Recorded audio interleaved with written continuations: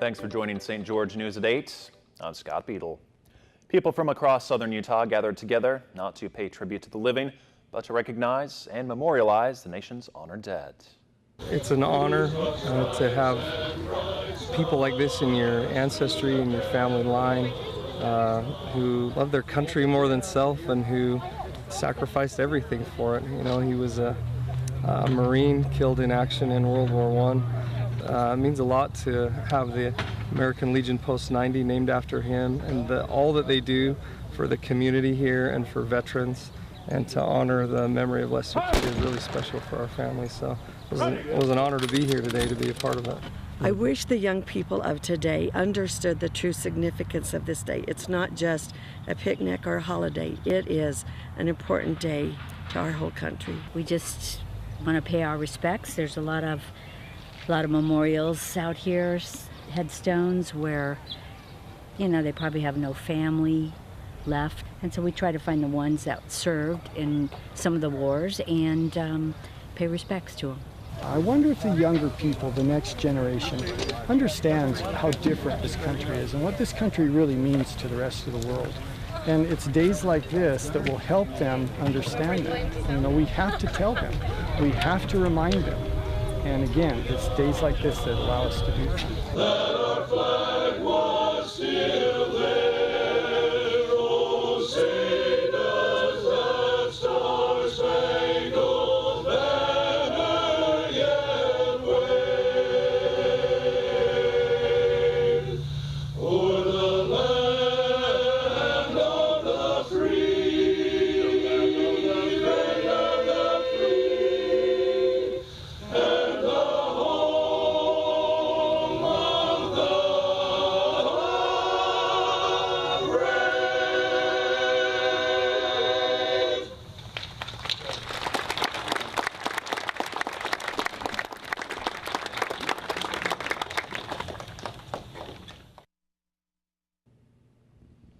An accident injures a young bike rider. Rick Wayman has the details. A 15-year-old was struck on his bicycle Monday in a crosswalk.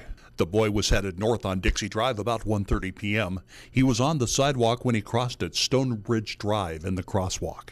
A female driver pulled up, looked left, did not stop, and struck the bicycle. St. George police said the boy attempted to avoid the collision by swerving, but was unable to. He was knocked down and dragged several feet. The boy was wearing a helmet. He sustained minor injuries and abrasions. His parents showed up and chose to transport the teen to the hospital themselves. The driver of the car, who was visibly distraught, received a citation for failure to stop at a stop sign. After 6 years in the Sunburst Shopping Center on 700 East, a tattoo shop, along with its neighboring businesses, have had to relocate due to that center being sold. Come February 1st, right around there, the property manager came to us and said that they had sold the building and that we all had to be out by May. So far, every place that we've ran into or put a bid on is the same thing. No, you're a tattoo shop.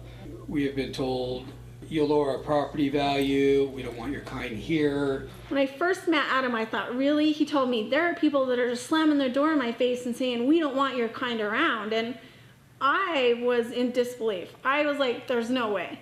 First off, if I'm an owner of a commercial building, as long as you can prove you can pay me on time and you're doing everything legally and what the city requires, why wouldn't I rent to you? But then I found some people that just said, no, we're not renting to a tattoo parlor.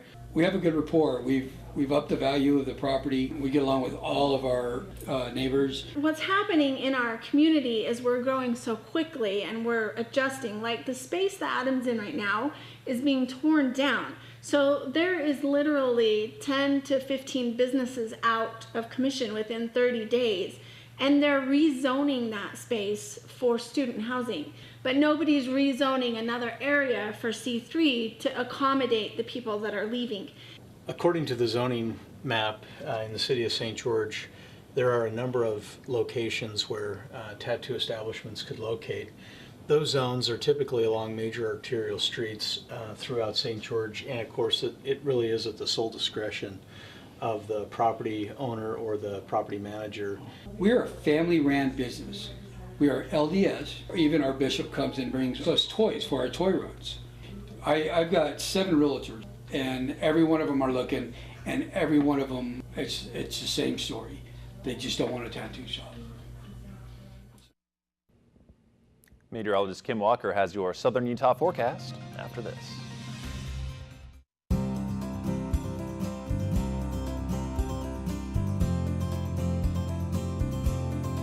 The weather tonight is brought to you by Town & Country Bank, where banking is a simple pleasure.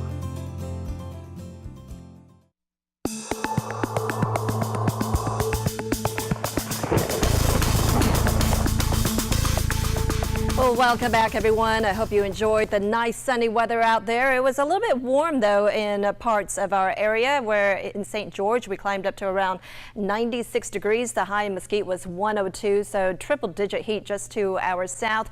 We are going to see, though, the heat continue as we make our way into the next couple of days as a ridge of high pressure sits right on top of us. Tonight, though, it's going to cool down to around 68 degrees in St. George, a little bit cooler in Cedar City at 48 degrees, 69 degrees in Mesquite, and in Hurricane around 66 degrees with light winds. We are going to see, though, a little bit of a change as we progress into Thursday.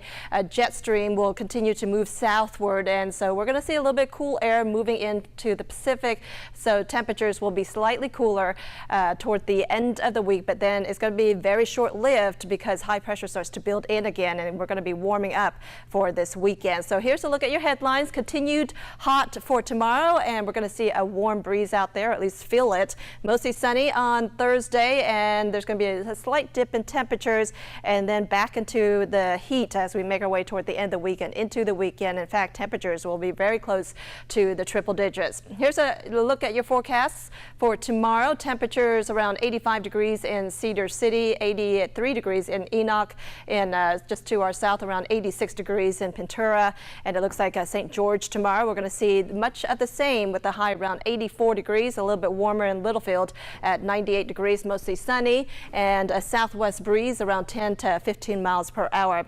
Your forecast for Cedar City, we're expecting temperatures very pleasant out there, dipping a little bit for your Thursday around 82 degrees, but overall lots of sunshine, lots of dry weather. Over the weekend we start to warm up a little bit, close to around 90 degrees, and then we have chances for some light showers for your Monday, but that's pretty much it. That will bring our temperatures down just a little bit into the lower 80s. For St. George, we are expecting much warmer conditions with highs mainly in the 90s, dipping down a few degrees on Thursday. Dry weather through the end of the week. Over the weekend, we're going to stay with the sunshine. Temperatures will be close to around triple digits. Don't be surprised if you see 100 degrees on your thermometer, and it looks like we'll stay with the warm weather as we head into the early part of next week, and with the dry conditions as well. So it's going to be pretty hot. If you didn't take advantage of the hot weather, definitely have more opportunities to do that. Shorts and t-shirt time. Yeah, going to be a good weekend to probably find a swimming pool. Oh, yes, I agree. Thanks, Kim. All right. We'll be back right after this.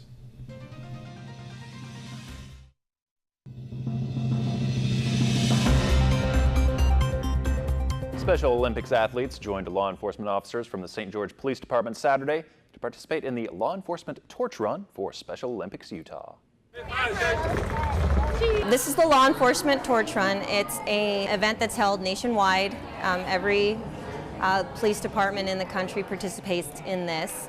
We do it a little bit different. We do our run with our athletes. Some agencies do a run in support of the athletes, but we like to have our athletes come out and run with us. This year, thanks to the City of St. George and everyone who is involved in getting the All Abilities Park here, we were able to run to the All Abilities Park, which, you know, is basically for our athletes and for everyone in our community, whether you have a disability or not. And it's a wonderful place, and we just like to highlight it along with our athletes. How do you feel about the police coming in and doing it with you? My policeman, my side. It's actually means a lot to me. It's kind of personal. I have two sisters with disabilities, so when I had an opportunity to start doing this and kind of paying tribute to them, it means a lot to them, it means a lot to me. After the run, participants were treated to a free ride on the Thunder Junction All Abilities Park train. Thanks for watching. Sorry.